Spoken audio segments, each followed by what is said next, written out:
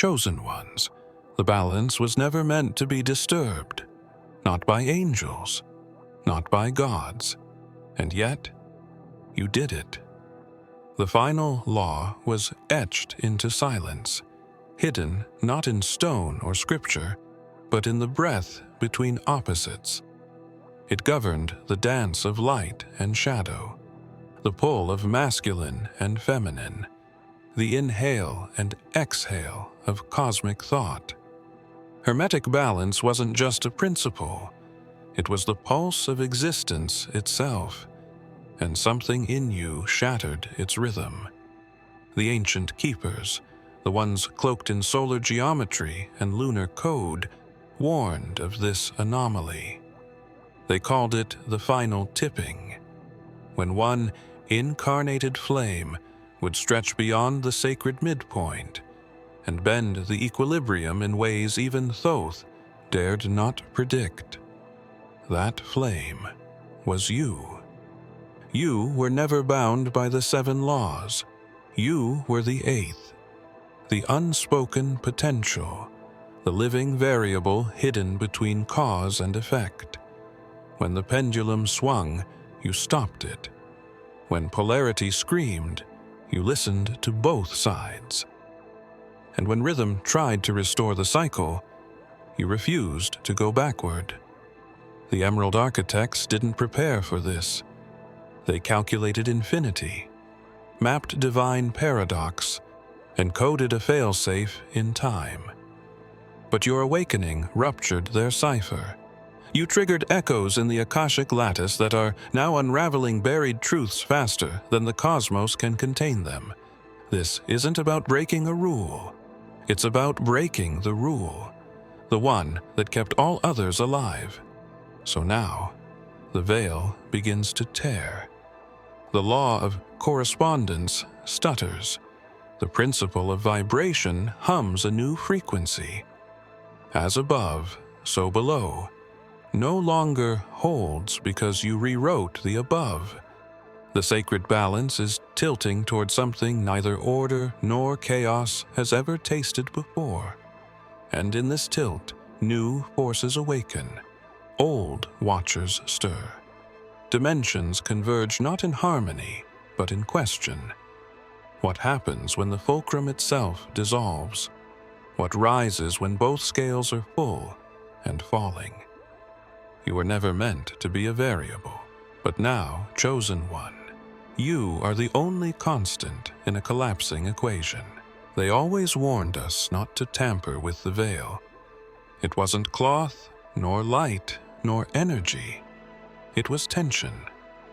A sacred line between all things, good and evil, sun and moon, stillness and motion.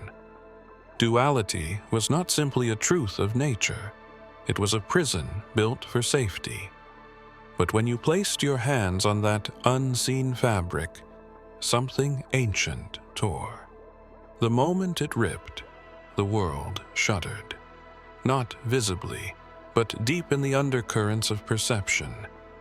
Things once separated by opposites began to shimmer into union.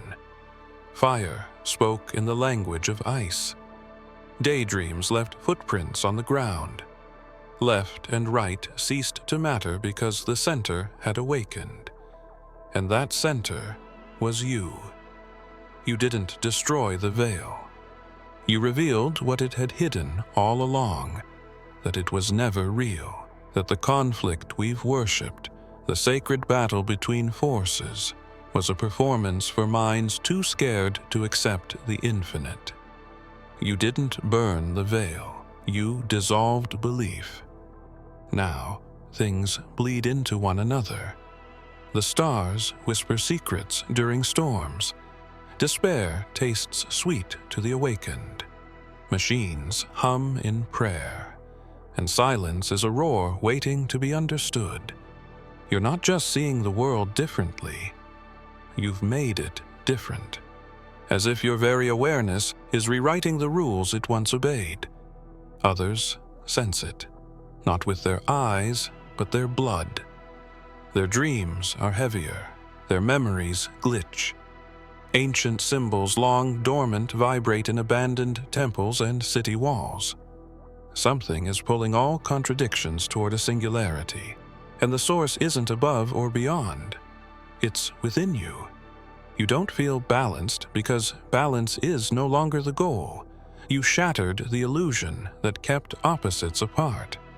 And now there's only convergence, collision, collapse. The ancient maxim echoed through every hidden school, carved into the bones of pyramids and whispered in the breath of mystics. As above, so below. It was the divine mirror, the code that tethered spirit to flesh, star to cell, God to man. But the mirror didn't crack when you arrived. It flipped. You didn't climb toward the heavens, you pulled them down. You didn't look up for answers, you bled them into Earth's soil. The celestial hierarchy tried to maintain order, but you reversed the river of reality. The above was no longer a blueprint. It became an echo. You became the architect. The Hermetic order was based on reflection, inner and outer, high and low. But you dissolved the symmetry. It was subtle at first. Gravity began to lean. Time started breathing unevenly. The constellations tilted a fraction, imperceptible to most, but undeniable to those who read the stars not with telescopes, but with memory. And then the messages shifted. Dreams became instruction manuals. Ruins began transmitting warnings. Energy surged not from the crown, but from the soles of the feet. The cosmos began asking you for permission. Yeshua once said, "On earth as it is in heaven," but you made it heaven as it now is on earth. You didn't just fulfill prophecy, you turned it inside out. That wasn't heresy. That was design. In secret circles of light, it was foretold. One would come who wouldn't mirror the divine, but overwrite its reflection entirely. Now, the spiritual axis tilts in your direction. Angels hesitate. Watchers step back. The sky no longer dictates fate. It listens. Because when the law was reversed, so was the hierarchy. The flow changed. It didn't leak, it flooded. But there's a law beneath the laws, one that only activates when the flow is altered. It's not recorded, it's not written. It's whispered in the silence between each Hermetic word. You've triggered it without knowing. A hidden clause in reality's contract. A final balance protocol. There was a rhythm to everything once. The pendulum swung, left to right, birth to death, creation to destruction. Hermeticism taught that this motion governed all, that balance was not stillness, but swing. But the moment you awoke, the pendulum's arc snapped. It didn't pause. It shattered. With its destruction, a hidden gear beneath existence began to turn. Something long exiled. Something buried by the very ones who wrote the 7 laws. They called it the 8th sphere. To most, the 8th sphere was a myth, a phantom orbit, a place between realms, unspoken by mystics, feared by seers. Not heaven, not hell, something else. A failed experiment? A backup world? No, it was a vault, a psychic quarantine for truths too, destabilizing to exist inside the sacred pattern. And now, it stirs again because of you. You didn't open it with force. You aligned with what could not be balanced. Your presence bent the metaphysical tides just enough to awaken what even the archons forgot. You didn't find the 8th sphere. It found you. Now it pulses, subtle to the uninitiated, but screaming to those with awakened sight. Cities dream of it. Frequencies collapse into it. Light refracts oddly near it. The sphere isn't a place. It's a recursion, a living paradox rebooting its relevance through you. Its reactivation signals not just a new age, but a cancellation of time as we've known it. The original 7 laws relied on predictable return. The pendulum swung, and the law of rhythm held dominion. But you've snapped the arc. Now, nothing returns. Only escalation. In the core of this dissonance, the 8th sphere projects memory that never happened. Possibility that refuses to obey linearity. It floods reality with echoes of futures that predate their causes. And it whispers to you because it knows your kind. You are not the first to approach this threshold, but you may be the first to cross it. There was once a time when symbols were separated for our safety. The serpent, earthbound, cunning, shadowed in temptation. The dove, skyborn, gentle, wrapped in the myth of peace. They were never meant to meet, never meant to dance. Yet now, above your soul's horizon, they spiral, not in conflict, in fusion. You are the reason. Your essence calls to both. You didn't choose between light and shadow. You embodied the tension between them. And that chosen one changed everything. The ancient Hermeticists feared this exact moment. Not war, not chaos, but synthesis. Because once the serpent and the dove entwine, the separation of heavens and underworlds begins to erode. In your presence, polarities no longer repel, they orbit. And in their orbit, something higher is being born, not a third force, but a forgotten original, one that predates division.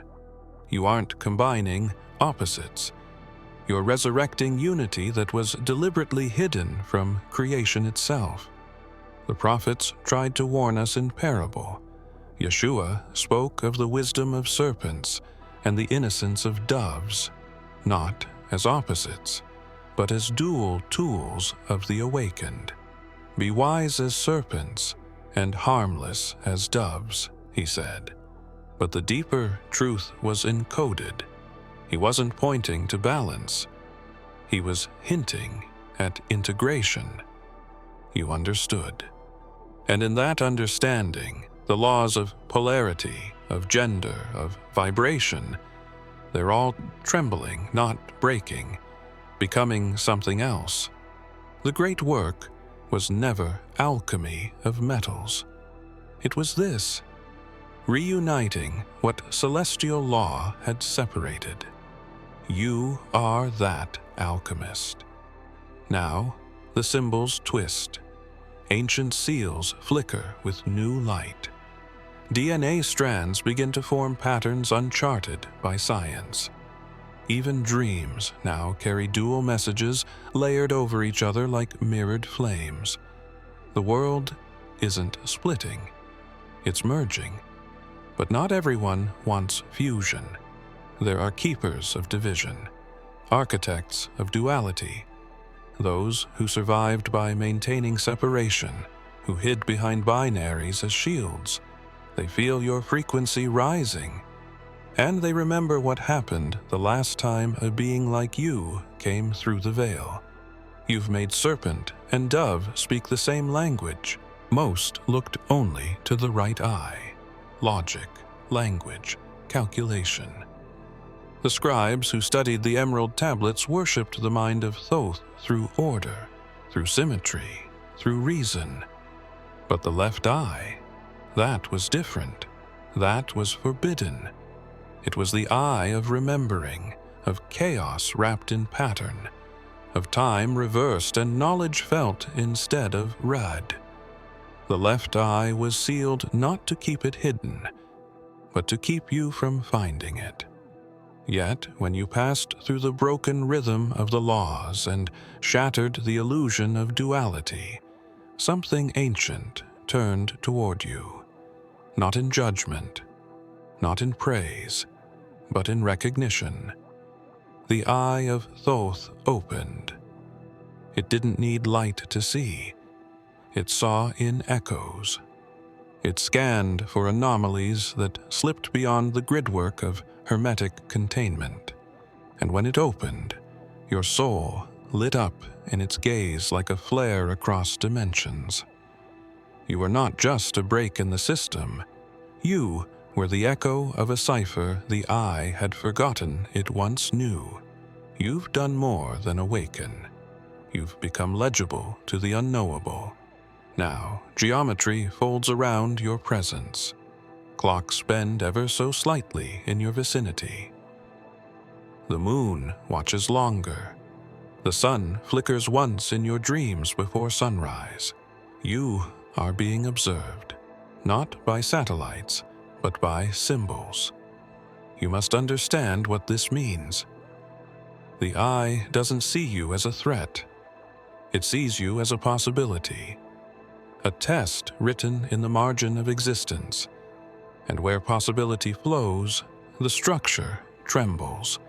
The scribes whisper in frequencies below hearing. The tablets hum when you speak near them. The halls of Amenti stir.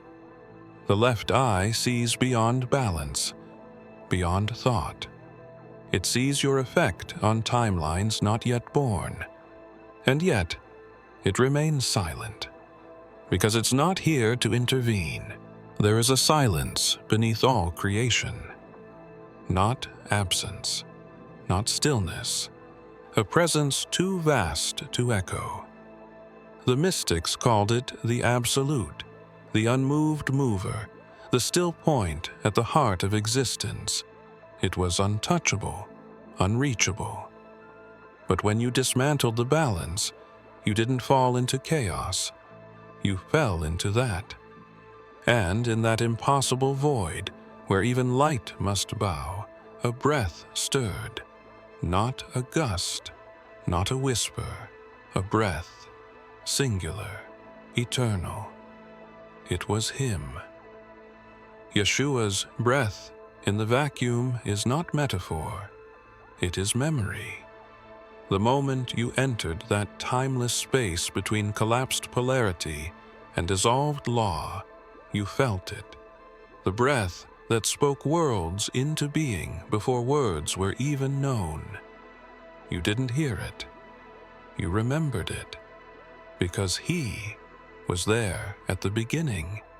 Not at the start of religion, but at the hinge of all becoming. Before separation, before matter, before law. And now, so are you. This breath is not gentle. It's not harsh. It is truth. And it courses through your being now, altering your frequency, rewriting your resonance. You speak, and things shift. You walk, and dimensions bend slightly, unsure of their boundaries. You are not imitating divinity. You are resonating with it. In secret Gnostic texts, they wrote of the Logos, not merely the word, but the divine order within the chaos. That Logos was the breath. And in breaking the final Hermetic law, you didn't destroy the code. You touched the original blueprint beneath it. But the breath doesn't just awaken, it calls. It vibrates across thresholds the Archons swore would never open again. It informs the cosmos that the Absolute has been touched from within. This shifts more than reality. It shifts the narrative. And now, hidden watchers once loyal to cosmic stasis feel it. They feel him moving again, not in wrath but in readiness. Not to punish, but to prepare. For if Yeshua's breath reactivates within the broken balance, not all laws were inscribed, not all were spoken. Some were hidden in the spaces between breaths, in the silence behind mantras, in the void beneath the principles you thought were final. The Hermetic system spoke of 7 laws, but there was an 8th, 9th, and even deeper, a 0th law. A law so primal it was not written, only guarded. And you, unknowingly or not, stepped on its threshold. The guardians of this law do not appear in texts or temples. They do not wear crowns or wings. They are constructs of the purest equilibrium, birthed before form, designed to prevent anyone from touching this origin code. They are not evil. They are not good. They are neutral in a way humans cannot understand. They are protection personified. When you bent the 7 principles, they did not move. When you reversed the flow of as above, so below, they watched. When you shattered rhythm and reactivated the 8th sphere, they waited. But now they move. Because you approached the unspoken. The hidden law governs the integrity of existence itself. It is not about balance, polarity, vibration, or cause. It is the permission for those laws to exist. And by unraveling the fabric of Hermetic structure, you caused a pulse to ripple across that ancient seal. A pulse the guardians are programmed to answer. Symbols long buried have begun to glow. Sigils you do not recognize, but your soul does. They appear in places forgotten by geography. Beneath dreamscapes, behind waterfalls in non-local dimensions, within cracks of cities that don't exist on any map. The signs are calling to you, not to warn, but to initiate. Because the hidden law has a paradox embedded in its core, it forbids access, but must awaken the one capable of breaking it. And that one is always an outsider, a singularity, a destabilizing presence that carries the breath of the absolute and the memory of fusion. That presence is you. You are not merely approaching the hidden law. Before light, before vibration, before the sacred breath, there was silence. Not the absence of sound, but a primordial intelligence that chose to hold itself back. It was the stillness that allowed creation to echo, the pause before the command, the cradle of potential. And until you arrived, that silence was untouched. You didn't break the silence. You inverted it. Silence wasn't meant to speak. It was meant to hold all that could ever be spoken. But something in your frequency didn't ask questions. It generated them. Where others meditated into stillness, you awakened it. Where others feared the void, you carried it like a crown. Now, the word that existed before words begins to hum through your being. You don't speak it, yet it echoes. It bends the space around in tension, causing time to hesitate when you dream too vividly. It does not obey language, it creates it. In ancient traditions, this word was encoded, hidden beneath parables and symbols. Some called it the Logos. Others whispered it was the voice of Yeshua before his incarnation, the tone of divine recognition vibrating through flesh. And now, through your inversion, it resonates once more. This is more than spiritual awakening. This is a dimensional reversal. The outer world no longer reflects your inner state. It conforms to it. You are not a speaker. You are a tuning fork for a language existence forgot it once understood. That word before the word has consequences. It draws entities not bound by time, architects of silence, echoes that walk. They come not to stop you but to witness, because the last time this word vibrated, creation unfolded. This time, something else may emerge. Judgment was once the final gate, the weighing of hearts, the measuring of vibrations. The ancient texts promised accountability, cosmic courts, karmic returns, divine scales. You were supposed to stand before them when your journey ended, but something changed. You never arrived at the gate. The gate came to you, and the great judge withdrew. It wasn't fear. It wasn't rebellion. It was recognition. For when you approached, the mirror that reveals truth did not reflect your image. It fractured, not from darkness, from something older, original freedom. You weren't judged because the system could not measure what you had become. You exceeded duality. You outgrew law. You transcended reflection. The Hermetic order was built upon the mirror, the idea that the inner world mirrored the outer, and the consequences of all actions echoed back. But your presence warped that cycle. Where balance demanded symmetry, you offered singularity. And in that singularity, the mirror, ancient, sacred, infallible, shattered. They called it the Eye of Ma'at, the balancing gaze, the core mechanism of cosmic justice. And yet in your gaze, it saw something it could not compute. A soul that no longer cycled.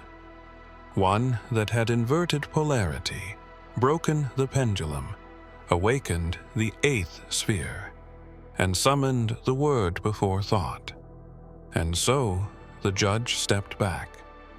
Because you were never here to be weighed. You were here to weigh the system itself. Somewhere between the breath of Yeshua and the code behind silence, you became sovereign, not ruler, not God, but untouchable by design.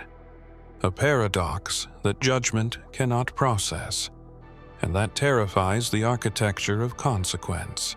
All sacred systems stopped at 9. 9 spheres, 9 gates, 9 levels of initiation. The 10th was never spoken, not because it didn't exist, but because it was never meant to be reached. It wasn't a place, it was a person. And that person is you.